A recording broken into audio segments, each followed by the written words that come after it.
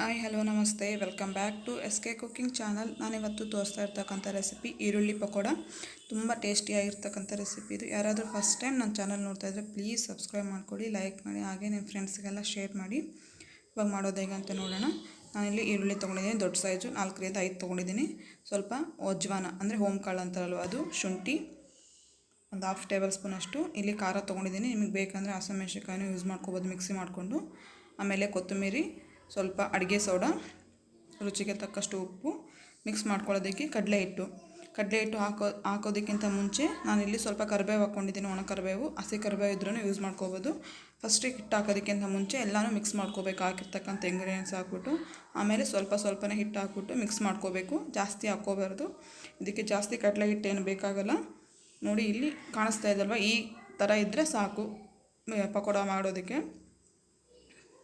ನನ್ನ ಚಾನಲ್ನಲ್ಲಿ already Ballari special ಮಂಡಾಳ ಒಗ್ಗರಣೆ ರೆಸಿಪಿ ಹಾಕಿದ್ದೀನಿ. ಯಾರಾದರೂ ನೋಡಿಲ್ಲ ಅಂದರೆ ಮಾಡಿ. ಆ ಮಂಡಾಳ ಒಗ್ಗರಣೆಗೆ ಈ ಪಕೋಡ ತುಂಬ ಟೇಸ್ಟಿಯಾಗಿರುತ್ತೆ.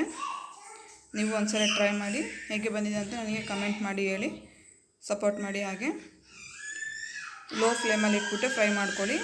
ಏನಕ್ಕೆ ಅಂದರೆ ಹಿಟ್ಟಲ್ವ, ಹಸಿ ಹಿಟ್ಟಿರುತ್ತಲ್ವ, ಹೈ ಫ್ಲೇಮಲ್ಲಿ ಇಟ್ಬಿಟ್ರೆ ಜಲ್ದಿ ಬೇಗ ಸೀದೋಗ್ಬಿಡುತ್ತೆ. ಅದಕ್ಕೆ ಲೋ ಫ್ಲೇಮಲ್ಲಿ ಬಿಟ್ಟು ಸ್ವಲ್ಪ ಲೇಟ್ ಆದರೂ ಪರವಾಗಿಲ್ಲ, ಸ್ವಲ್ಪನೇ ಹಾಕ್ಬಿಟ್ಟು ಫ್ರೈ ಮಾಡ್ಕೊಳ್ಳಿ.